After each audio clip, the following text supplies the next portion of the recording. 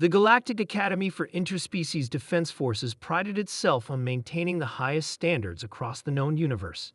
Species from 1,000 worlds sent their brightest to train under the watchful eyes of veteran instructors. Among them was Cadet Tom Wilson, the only human in his class, and one of only 7 humans ever admitted to the prestigious institution. Most species regarded humans with a mixture of fear and fascination. Their homeworld, Earth, was classified as a death world, a planet with such extreme conditions that its native life evolved unnaturally high resilience and aggression. Humans were sturdy creatures with bizarre resistances to toxins, radiation, and physical trauma that most civilized species found disturbing. Commander Vroll, the Rigelian head instructor, constantly reminded his staff to maintain extra safety protocols around the human. Their unpredictability makes them dangerous, he would say, mandating that Wilson complete certain training exercises remotely.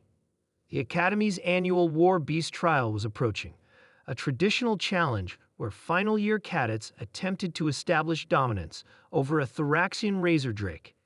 These creatures were bred as living weapons during the Third Galactic War, genetically engineered for combat and renowned for their ferocity and cunning.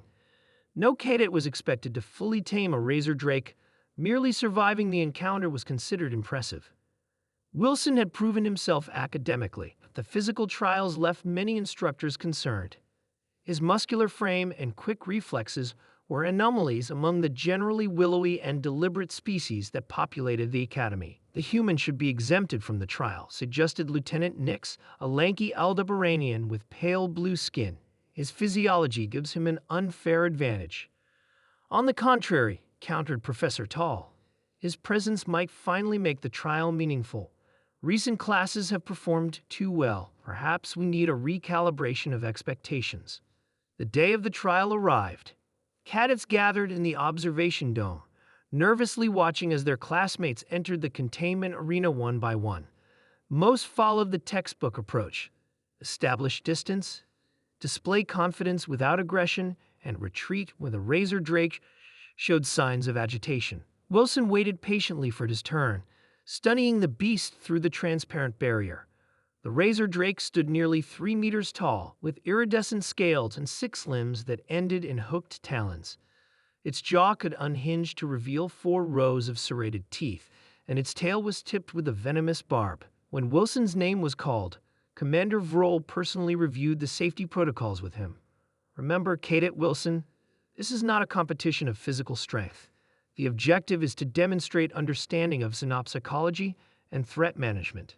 Wilson nodded politely. Understood, Commander.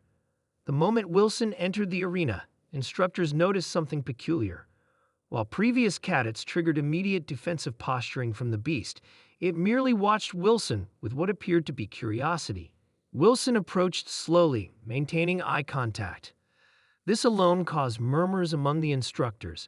Direct eye contact was considered a trigger for aggression in razor drakes. He's going to provoke it, whispered Nix.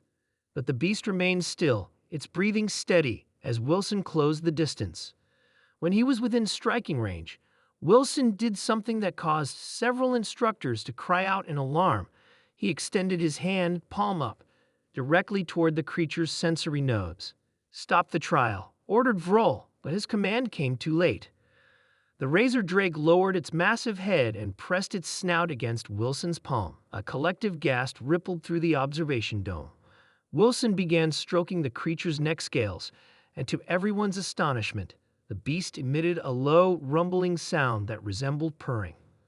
Within minutes, Wilson was standing beside the now docile razor drake, his hand resting comfortably on its flank. He had not only survived the encounter, but had somehow established a bond with one of the most feared predators in the galaxy. The instructor panel erupted in chaos. "Impossible!" exclaimed Professor Tall. "No cadet has ever achieved true submission from a razor drake." Commander Vroll studied the scene with growing concern. "End the trial," he ordered quietly. Later, in the debriefing chamber, Wilson faced the bewildered instructor panel. "Explain your methodology, Cadet," demanded Vroll. Wilson shrugged. "On Earth, we have animals called dogs. They were once wild predators that humans domesticated thousands of years ago.